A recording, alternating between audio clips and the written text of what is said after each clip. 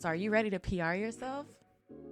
We'll remove the mystery from all things PR, and we'll discuss everything from our top strategies to tips and tricks and everything that you can utilize to further enhance your brand or your message.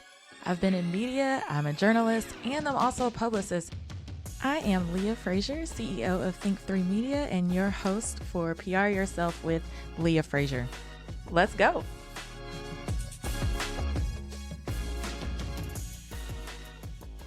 Thank you guys so much for tuning in to another episode of PR Yourself with Leah Frazier. I must say, you guys made season 1 a hit, and it made me so happy to hear from so many of you guys via email, direct message on how you're going to PR yourself better, especially as we move into 2021. So thank you so much for all the kind words, and for all of you guys that are leaning in and putting in the work.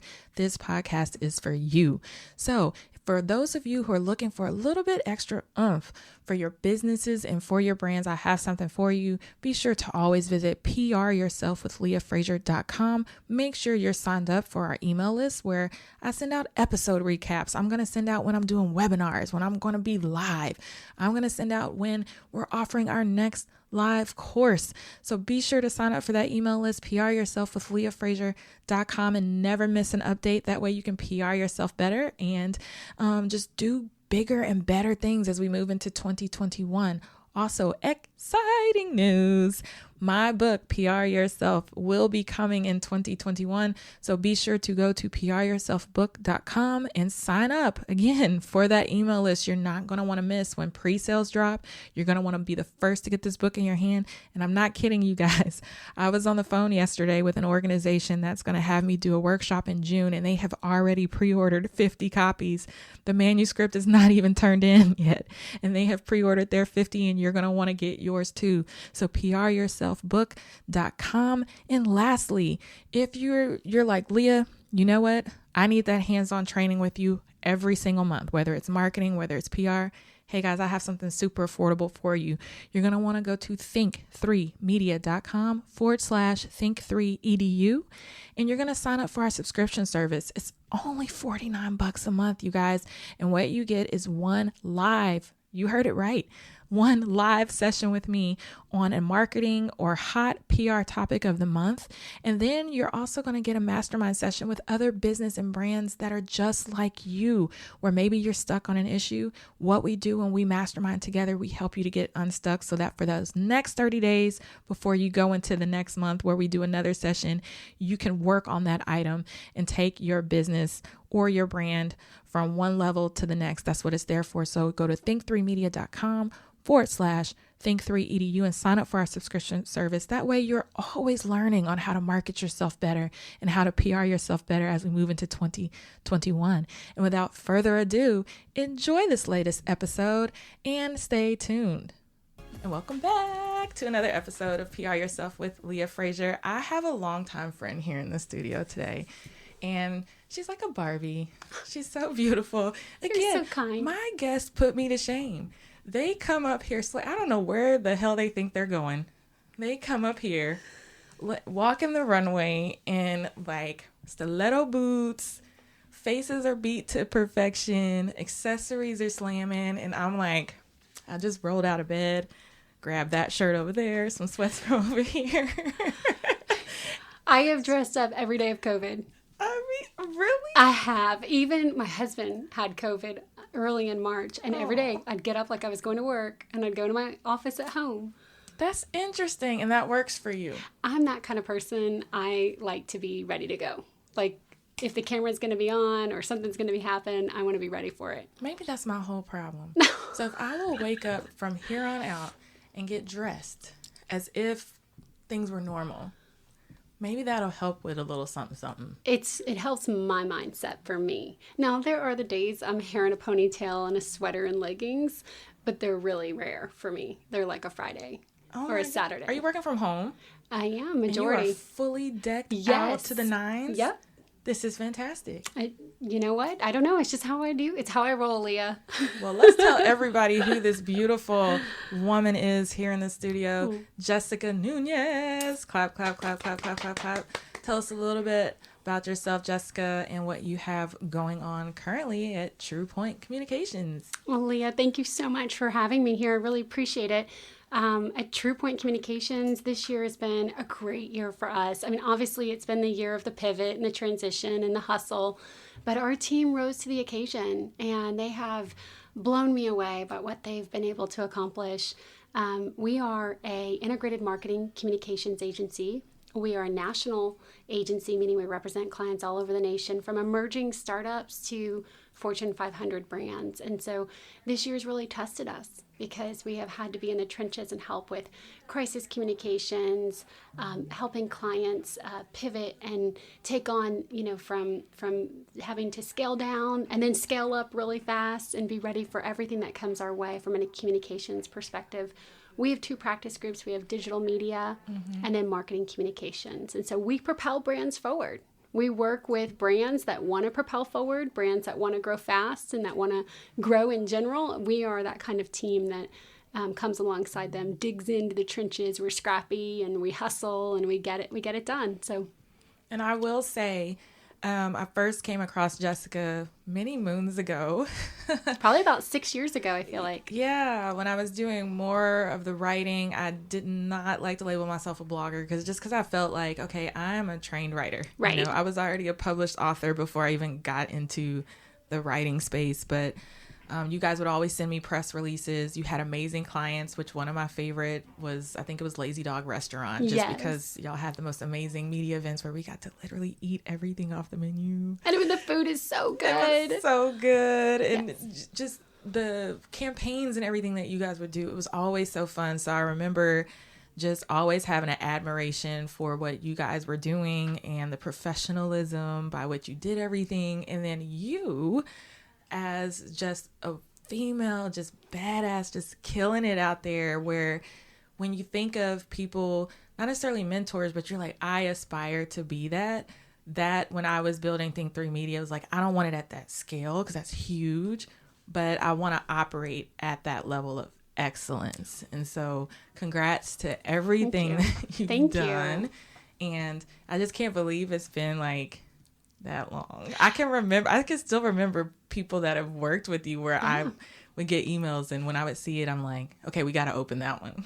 Oh, it's from TruePoint. Well, thank you. That means a lot. I need to come in here every day and get my daily dose. I'm so serious. I was telling you before, and I'll just put it out there on the air, that there was some years ago, Jessica was speaking and she was talking about a women's networking group that she was in, and I was just like this scrappy entrepreneur just trying to figure out, how can I monetize everything that I'm doing? And I was rocking and rolling.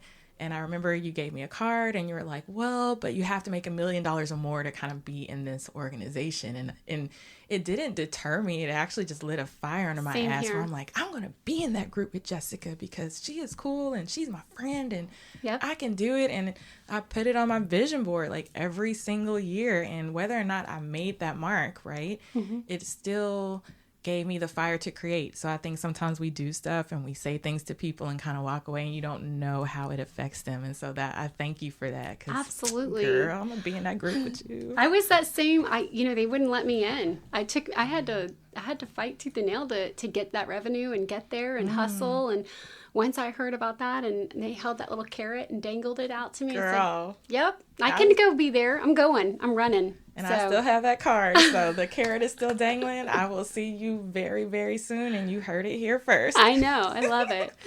So I do want to talk to you because you've been in the PR game for a very, very communications game, a very, very long time. And one of the things that a lot of startups and entrepreneurs, when they are kind of considering public relations from a media outreach standpoint, they're always weighing, well, do I need local or national coverage? And you guys do both. So can you talk a little bit about how does one weigh what they need? And is it based off of what they're launching or their product? Or how does that's a big thing to tackle. Absolutely it is. And you get, let me dial back for several years ago. Someone I think everyone loves, Oprah. Okay. Hi, O. I hope she's listening today. Hey, we girl. love you. But I was so happy when she retired from her TV show, because when I first started TruePoint, I would get calls all the time. Everybody wanted to be on Oprah. Can you just get me on Oprah? And I was like, no, you just don't get on Oprah. And, well, there's an agency that says they could get me on Oprah. And I said, well, no, they can't. And that, that's a very hard thing to accomplish. And so there was a point where I would put in a bonus and say, okay, well, if we get you on Oprah, then you're going to pay us $20,000 extra. Nice. To do that. And so I just was so happy the day she retired, so people could stop asking me. I don't think we want Oprah to listen to this, Jessica. No, from a good perspective, because that's how good she did. And then she still has her magazine, and it's a wonderful thing to be O's favorite things, and but we've now secured it's those. Tamron Hall. Well, and it's always somebody, right? It's some other media website, some other publication. And so going back to your question of whether it's national or local or whatever site or media outlet, it really depends on your audience and who are you trying to target. And so, I'll use an example of a commercial real estate firm in Dallas, because we do a lot of commercial real estate work on B2B side. Awesome. And in our media, our audience is really... It's Dallas media. We want people who are following the real estate market in Dallas to know about our clients, what their deals are, what their leadership positioning is, why they are a leader in the market, and they have ownership of that. But sometimes those clients grow, or they have really notable projects that capture a national attention or have the opportunity to truly capture it. Okay. And so it's our job to help see that, right? And tell the client, hey, this is some opportunity for a national story, and we should take this a little further. Not just staying on that one little level playing field all the time, when if they are growing and they do have something that's really captivating, to take it a step further. But not to spin your wheels just because it feels good and it boosts your ego to be... This ego boosting thing, I am pretty sure, as with many of the publicists I've had on the show so far, that you spend quite a bit of time managing expectations. I don't care that your social media followers have told you that you're all of that. Right. Or that close-knit group of people in your life who aren't going to tell you. Cover of Essence magazine. Really? Okay. And tell me the why, the differentiator. They can't tell you a why. It's just, I want to be on the cover. That's exactly right. And so I love that you said managing expectations. We use that all the time at TruePoint, is get out in front of it and manage the expectations of the client. Set realistic expectations. Hustle. Set big, ambitious goals. We're not saying, play at a 1 or 2. We're saying play at a 9 or 10. Go all in. But do it for the right reasons. Right. Do it you're going to reach the right target audience consistently, own the messaging, own the leadership positioning, and then as you grow, other opportunities come from that. Absolutely. I think that is so well played, that it's more important to reach your target audience for the purposes of you have something out there that you need to serve them with, versus the vanity.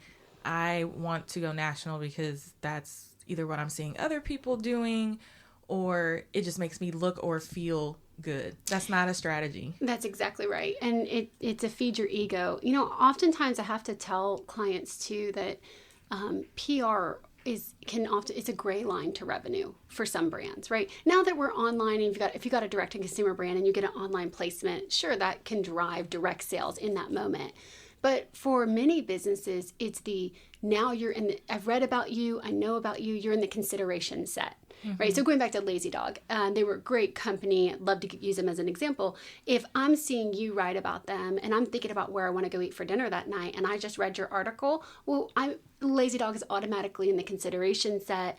You told me their new wings are absolutely delicious. I've got to go try them. They have a wonderful brunch. Then I'm thinking, I need to go somewhere for brunch on Sunday. Now I'm going to bring them up. Right. That's why that works well together. And that it's part of the decision-making process. Mm-hmm. If we weren't there, then you wouldn't know to have considered us if we didn't do the PR. It's like if you've ever gone to the grocery store and there's the products on the bottom shelf, they're all covered in dust, right? Yeah. Or they're paying extra to say, look down here. And people don't even, I just learned that maybe a couple years ago that some of the brands actually pay to be at like eye level or a little bit higher on the shelf, like the shelving system. Like I had no idea about that. That's right. Somebody didn't come in and say, oh, I love Campbell's. Let's put, or Progresso, I'm going to put them up top. It's no, I want to be there because I want that positioning. I want to be front and center with the consumer. You're just dropping so many nuggets. I'm so inspired right now. Like I'm about to go back and yell at my whole entire team. Like, get gritty. Listen to this episode and get gritty. But I do want to kind of pivot just on the national front, because I think one of the best things that I've kind of watched over these years with you is the QVC coverage. And I'm like, Jessica's on QVC. Like, what is she doing on QVC? And I know that there's a lot of businesses and brands on there that is a goal. Whether or not they can mass manufacture whatever it is that they have, I do know there's a skincare company that I worked with when she was in the very early startup stages that was a goal. She recently got into Neiman Marcus, so now she's a part of their NeimanMarcus.com skincare section. But I mean, how do you coach clients through that? Is it a process? Like, how does one go from it being on the vision board to QVC reality? So recently I launched a product that I'm a co-founder in, Kizik Shoes. So it's a pop-on, pop-off shoe. Kizik.com. It's a wonderful, easy. Can you spell that for us? Kizik. Wonderfully easy shoe to get in and get off, and has over 200 patents on it. And it was a really unique item, first off, and nobody else in the footwear category was doing pop on, pop off. There is slide in, there's crush the heel down, there's no heel covering, and they were doing it for an audience that made sense for HSN and QVC customer. And I'd been doing HSN for over 2 years selling product.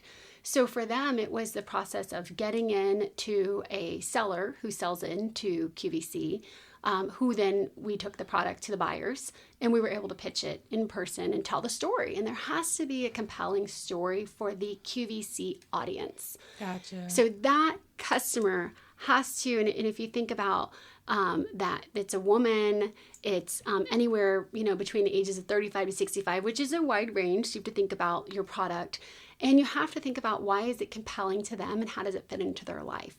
And then you have to be able to have that on-air story because it's live on air. How long are y'all taping normally? I've heard nightmares. So no, there most of our segments have been, you can go for an hour, 30 minutes. I mean, sometimes I've done 3-minute sales segments, but you're selling product live. And if you think about doing a 60-minute segment, you're talking about footwear for 60 minutes. So you have to love it. You have to know what you're talking about. You have to know how it fits into that target audience's life. And it's been really interesting in this time with COVID in 2020 to see how many brands have pivoted to be able to do directly on their website now or through their YouTube channel.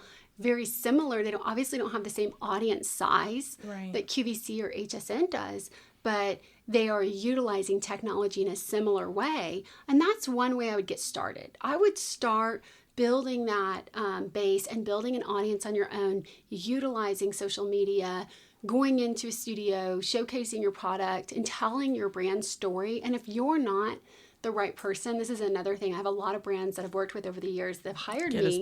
Get a spokesperson. We talked about that season 1, Susie Solis episode. Please download it. It is a excellent investment. And I can tell you, for the brands I've worked for, they have come back and said, we've seen such an increase in sales from when our founder did it with different companies that I've worked with to when now we have you as a spokesperson doing it, because you're trained, you know the ins and outs, you know how to go to be on in that moment and talk to her like she's your girlfriend and talk in a way that you're selling something, but you're not outright selling it. You're selling it because you believe in it. Right. And that's a big piece of PR. We're pretty adamant about the clients we bring on have to be work that we believe in. It has to be work we're passionate about and that we love, and so over the years, I think that's why we've grown. It's because we have been selective that anything we take on has to be something that we're a very scrappy team and we hustle, that we have to be energized to work and take on. Yeah, besides the brand story and having that storytelling component and really knowing the ins and outs of that, is there a requirement that you have sold X amount of units or so, or like to kind of prove that this is actually in demand with the audience that HSN or QVC serves? Yeah, generally, those retailers are going to have, and they're going to have a requirement of you need to have so much inventory so that if we go on air, we don't sell out in the first couple minutes and people are disappointed and then they have a bad experience. So they're really great about working with you to set that expectation.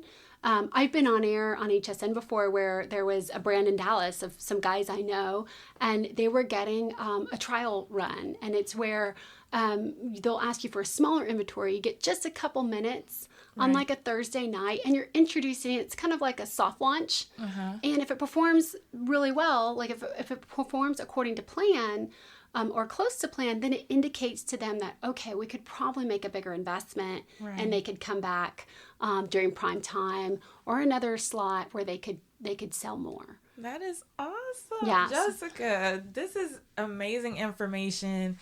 I don't want to take up too much more of your time. I mean, you've blown my mind. We've talked local, we've talked national, we've talked if you're interested in an HSN QVC. And I just think that all of your advice just kind of encompasses, if you're just trying to pitch your brand in general, what you need to have in order, not just trying to get into like that digital retail component, but this is what you need in general. Yeah, our business, our practice group is marketing communications. It's not PR, it's not specific, it's marketing communications because your stakeholders vary, right? And so sometimes we get businesses that are going through merger and acquisition and they need to know how to pitch to investors.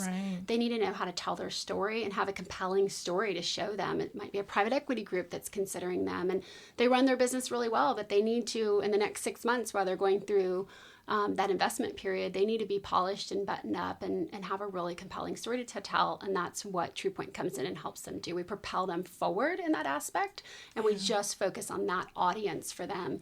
And so it's just looking at your business and saying, who are my stakeholders? I mean, this year in 2020, for most of us, our stakeholders and businesses have been our employees. Right? What do they need from us? And we need to love on them, care for them. How do they know that we're going to figure out? Nobody knows what to do right now, but we're going to figure it out day by day. How do they know that, what is the messaging they're hearing from you as a brand? I love that. And so that's our job, is to help them figure that out. And communications is a management function, right? And so when it's done really well, the business is managed really well. Yeah. And I love how you talked about the relation to the employees, because it takes on an internal and external function. And sometimes maybe the focus is too much on the external, right?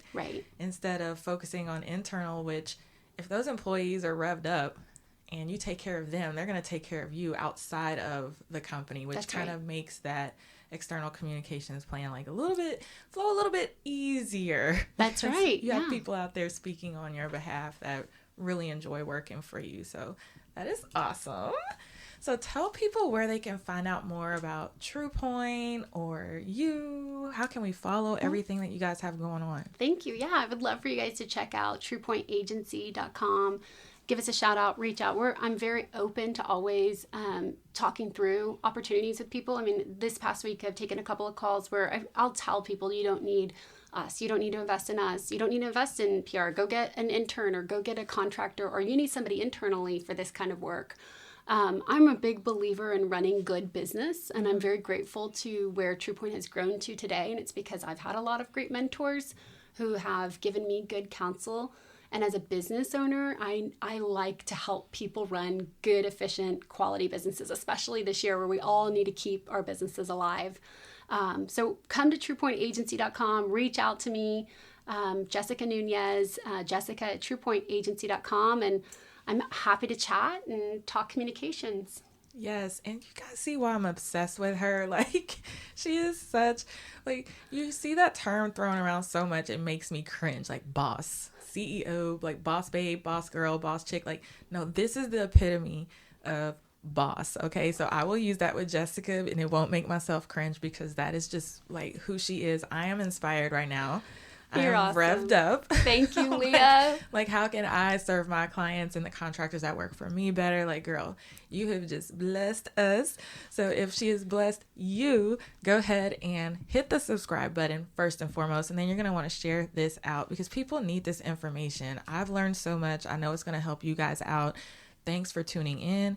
Rate the episode, leave us a review, and you can always email me, Leah at think3media.com with any episode suggestions. And if y'all want Jessica to come back, email me so I can beg her to come back on.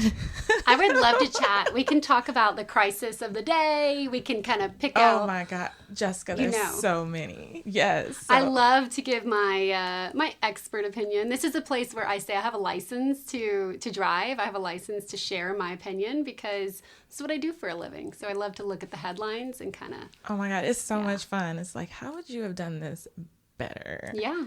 I would like to play a game with like all of my local publicist friends and like almost like not really Jeopardy, but like a game show where I have like 3 of you guys in here and I throw it out and y'all just kind of give me your opinion. Take on it. Yeah. Because everybody's brain functions differently. So and based on the experiences that you've had, and there's a great learning in that. So bring me on. I'm ready. Yay. Thank you for this, Leah. This is inspiring. I love the podcast. I've enjoyed it. I hit subscribe. Yes. I listened. I just went through like one after the other. They were great. Thank you so much, Jessica, for appearing on season 2. And if you guys have any other suggestions, you know how to find me. And until next time.